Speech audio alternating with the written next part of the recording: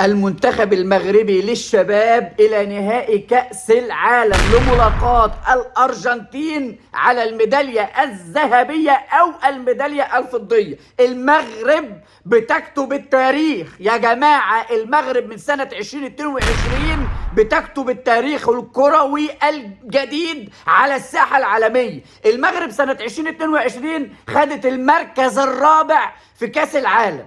المغرب سنة 2024 المنتخب الأولمبي المغربي يحقق الميدالية البرونزية في الألعاب الأولمبية. السنة دي 2025 منتخب الشباب المغربي يصل إلى المباراة النهائية كثالث منتخب أفريقي يحقق هذا الإنجاز خلف نيجيريا وغانا. نيجيريا حققت الإنجاز ده، أول فريق أفريقي، وبعديه غانا. النهاردة المغرب يكتب التاريخ ويصل إلى المباراة النهائية بعد أن تغلب على الديوك الفرنسية بركلات الترجيح 5-4، ومن قبلهم أمريكا. كل أفريقيا، هقول لك على حاجة، كل شعوب العالم تقف احتراما وتقديرا للكرة المغربية. وأصبحنا نتساءل في مصر ليه احنا مش قادرين نحقق انجازات زي منتخب المغرب. اقول لك رقم واحد، ما عندهمش اساطير. المغرب ما عندهاش رفاعة الدسوقي. المغرب عندها اساطير كرويه لكن مش صانعين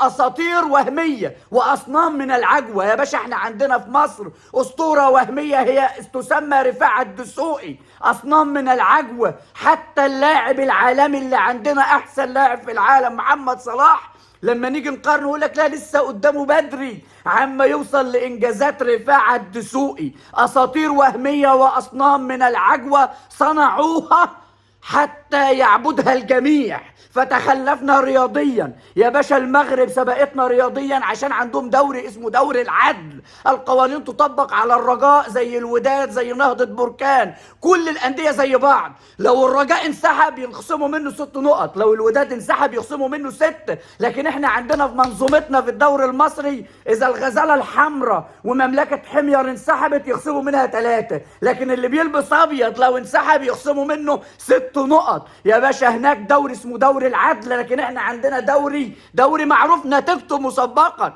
بيسألوا من قبل يبدأ ترشح مين ياخد الدوري، يقول لك يا باشا احنا اللي هياخد الدوري الغزالة الحمراء مملكة حمير. يا باشا ما عندهمش هنا بريدة الراجل اللي بيدير اتحاد الكورة بس مش فاضي مشغول، فجايب رجال الظل، جايب الراجل احمد باشا مجاهد اطال الله عمره يدير من خلف الستارة. يا باشا تقدموا رياضيا عشان ما عندهمش اعلام بيغني الكيمي كيميكا والكيمي كيميكو عظم للرجاء ياهو. يا باشا اعلامهم بيدور على مصلحة المنتخب المغربي، ما بيدورش على مصلحة الاندية وبس. يا باشا ما عندهمش شورمبير، ايوه والله ما عندهمش شورمبير اللي شغال مذيع وبنته مذيعه وبنته التانيه ربنا يكرمه يا رب ويحفظهم له مخرجه، وما شاء الله ابنه اللي ما لعبش كوره راح يلعب في انبي ما ينفعش، راح يلعب في النصر ما ينفعش، لانه مواطن شريف. حلوه الصيغه دي، مواطن شريف اجتهد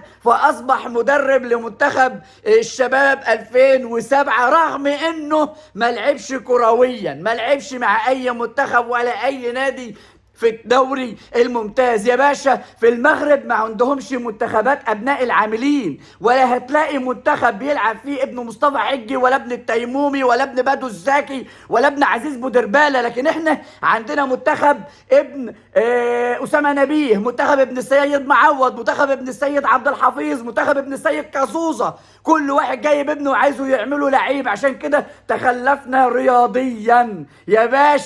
يا باشا الكرة المغربية بقت فين واحنا فين؟ رابع كأس العالم، ميدالية برونزية في الألعاب الأولمبية، نهائي كأس العالم للشباب، واحنا فرحانين ان احنا تأهلنا لكأس العالم على حساب جيبوتي مع كامل احترامنا لجيبوتي وغينيا بيساو وبوركينا فاسو، وربنا ما يحرمناش من الانجازات الحلوة دي. متى أشاهد الكرة المصرية على الخريطة العالمية كما نشاهد الكرة المغربية؟ متى يصفق العالم للكرة المصرية كما صفق للكرة المصرية؟ ألا لعنة الله على الظالمين.